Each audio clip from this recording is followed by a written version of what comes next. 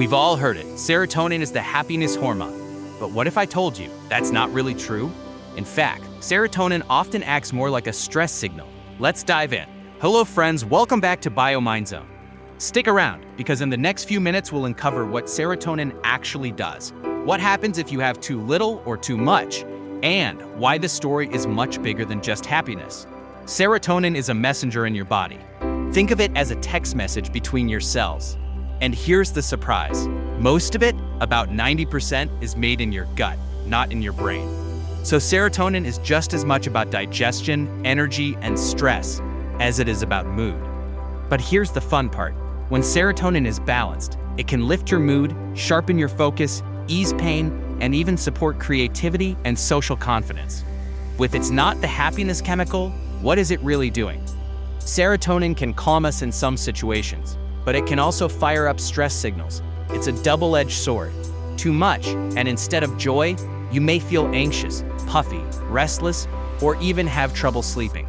Interestingly, men and women don't always experience serotonin in the same way. Women tend to have slightly lower serotonin levels on average, which may explain stronger mood swings, PMS symptoms, or higher rates of depression. For men, serotonin differences often show up more in impulse control and risk-taking. So how do we actually make serotonin in the first place? It starts with food. Serotonin is built from an amino acid called tryptophan, found in protein-rich foods like turkey, eggs, and nuts. Your body converts tryptophan step by step into serotonin. But diet is more than building blocks. Pairing protein with healthy carbs like oats or sweet potatoes makes the process smoother. And here's the twist. When you're inflamed or under stress, your body diverts tryptophan away from serotonin. That's why lifestyle, inflammation, and balanced meals matter so much. And once serotonin is made, how does it actually work? Imagine two brain cells. One sends out serotonin, the other receives it. After the message is sent, serotonin usually gets recycled and pulled back in. Antidepressants called SSRIs block that recycling, so serotonin hangs around longer.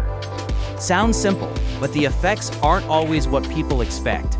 By the way, if you're finding this breakdown useful so far, tap that like button and drop a quick comment. It really helps us share these insights with more people like you. And this brings us to the big question. What happens if you have too little or too much?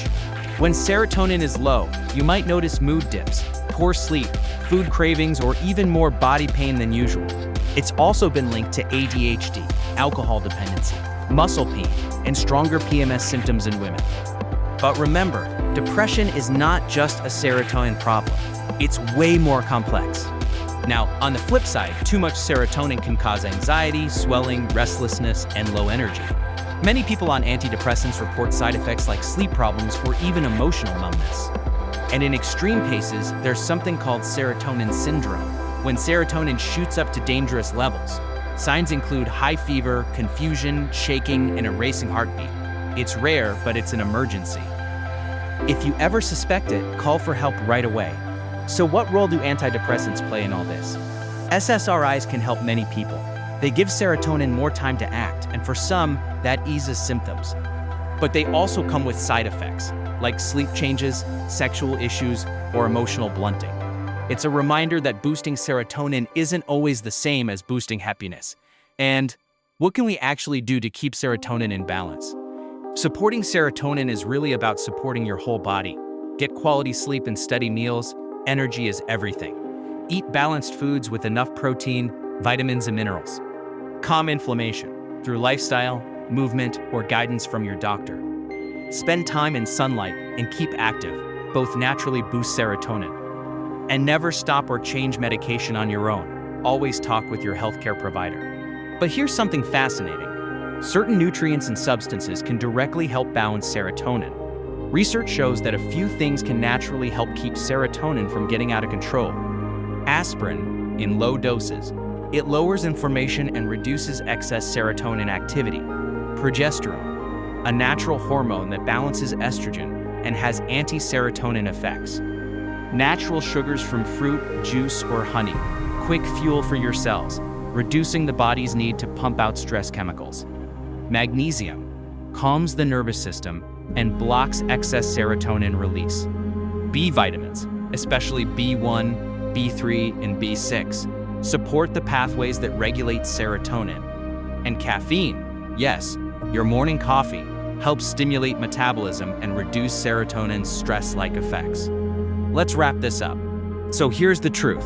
Serotonin isn't just the happiness hormone. It's a stress signal, an immune messenger, and a gut-brain communicator. Too little can drain your energy, mess with focus, and even link to ADHD, alcohol issues, or PMS. Too much can overwhelm your body. Balance, not excess, is what really matters, and your lifestyle choices are the key. If this sparked your curiosity, hit like, drop your thoughts in the comments, and don't forget to subscribe. We've got more eye-opening health hacks on the way. And hey, if you want your next serotonin boost, click the video that just popped up here. It might surprise you even more.